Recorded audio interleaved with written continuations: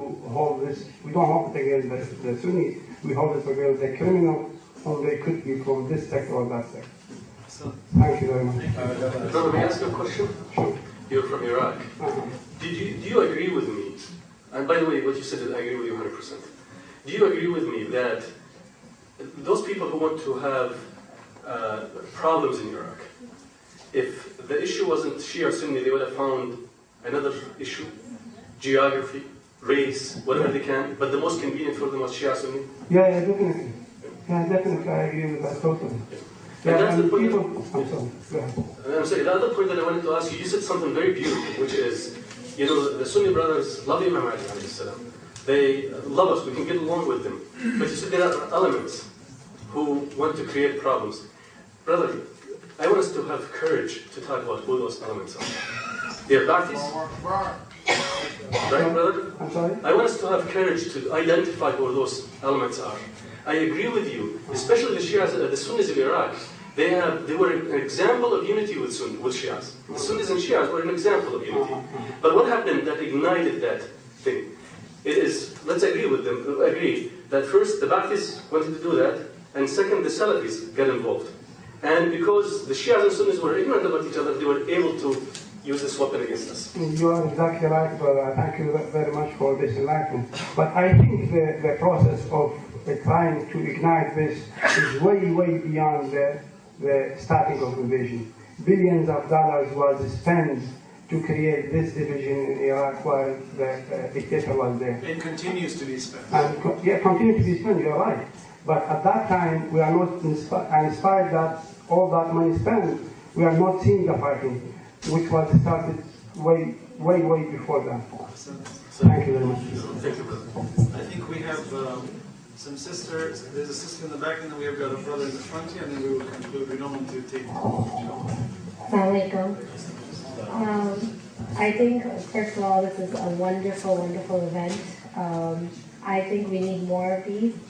And I just had a question as far as, being graduated from college and having siblings or friends in college, students to like community, everyone's facing these problems where, you know, with Iraq given that, wait, you're Shia, I'm Sunni, what is the difference? And or you follow this, I follow this, or it's just a constant battle back and forth. And I think the best thing would be to clear the differences and the similarities and agree to disagree. And given that, and given the fact that this is held at a Shia masjid and the speakers are Shia, I was just wondering, amongst our community, amongst today's event, how many numbers do we have that are like Muslim or Sunni that are here to also listen to the Shia point of view? Because I just sometimes feel like we talk to ourselves. No, I think we've got a good crowd, alhamdulillah, and we've got some brothers and sisters here who we're honored with their presence, and we feel that sometimes even when it's sometimes logical to say that if you're going to have a Sunni-Shia dialogue, then let us invite some Sunni speakers to come, and that's correct. But I also think that charity begins at home, meaning if we're going to start talking about it, sometimes it's more important to discuss this issue among your own people and say, listen, even without the Sunnis coming, assuming there was no Sunni speaker present, there was no Sunni in the crowd, we don't need to patronize or pander to our Sunni brothers because they are our brothers to begin with. And we will protect their interests even if they are not here. And we will speak well of them even if they are not here. Because our differences should not be the cause of all this problem.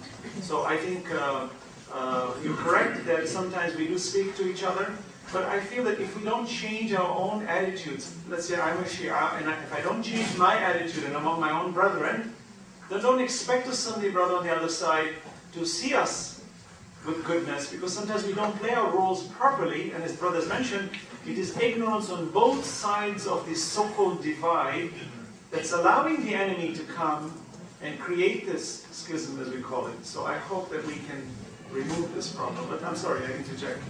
Do Sunni brothers and sisters or from their masjid have such events? Because I just sometimes feel like when we talk about unity, I feel that we will never have unity. And because it seems like we're always taking our step forward to say, okay, please understand us, please understand us. But whereas the other side, when they talk about unity, they say, okay, let's just leave it at one level and unite, which we can't. Sister, thank you for your comments and questions. They show a lot of intellect, actually, and proactivism. I come from Minnesota. I live in Minnesota, and I can tell you that the Sunni masjids hold such events, and they invite Shias to them. But we face two problems. These events, when you have Shia and Sunni speakers, they either are too polite, politically correct, sickening, because we don't learn anything about each other. We get up walking away from each other saying, we love each other, we hug each other, let's walk away, there are no problems. We lie to each other. Or on the other side, and I had some of those debates, both kinds, recently, where we said we agreed we're going to have a theological discussion. And as soon as I opened my mouth about the wilaya and the meaning of wilaya, the other brother, an Egyptian brother, said, you guys are killing us in Iraq. You can't have a debate with that. Iraq is a problem for us, and Iraq fuels the problem. We have to separate it. You said the most important thing, in my opinion, that you said, sister, is that college students, in other words, our young people, have questions. They have a lot of questions. Who are the Shias? Who are the Sunnis? What do both sides believe? And if we elect to ignore the problems and the differences, they will go and learn from the internet or from Fox News. They will not stop. They will not say, you know, the older people told us we shouldn't discuss this. They will go and learn, because younger people are the ones who create revolutions. Younger people are the ones who believe in prophets and messages. Younger people are the ones who change the course of history. And they do that because they do not put intellectual limits on themselves. So we owe it to ourselves. We owe it to them to actually, in fact, I was thinking about this. We should all produce a document, like we have in Shia Islam houses. We have a book that all marjas produce that's called Al-Urwa Al-Wuthqa, which is beautiful. It has a fatwa, and each one of the marjas, the big scholars, would have their comments on it. This is my view, this is my view, this is my view. They have differences, but we don't have problems with those differences. We read them and say, okay, let's see his views. Now, we should do the same thing between Shias and Sunnis. We should produce a document that says, these are our positions. They're different, but these are our positions, so that the younger people and the outsiders can take these documents, study them, and respect us after they have them. And that's the problem we face in MSAs, that when you put a book in there, being a Shia student, if you place a book in the MSA office, you'll automatically report it to the imam of the community there, and it's removed.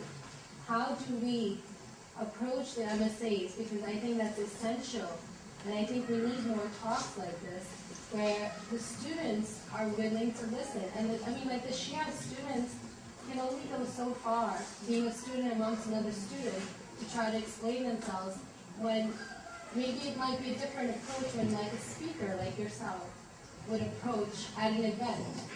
I just don't know what would be a better solution. I agree with you, sister. You know, the reason behind fear of knowing about the other is actually a fear of shortcoming. That I'm afraid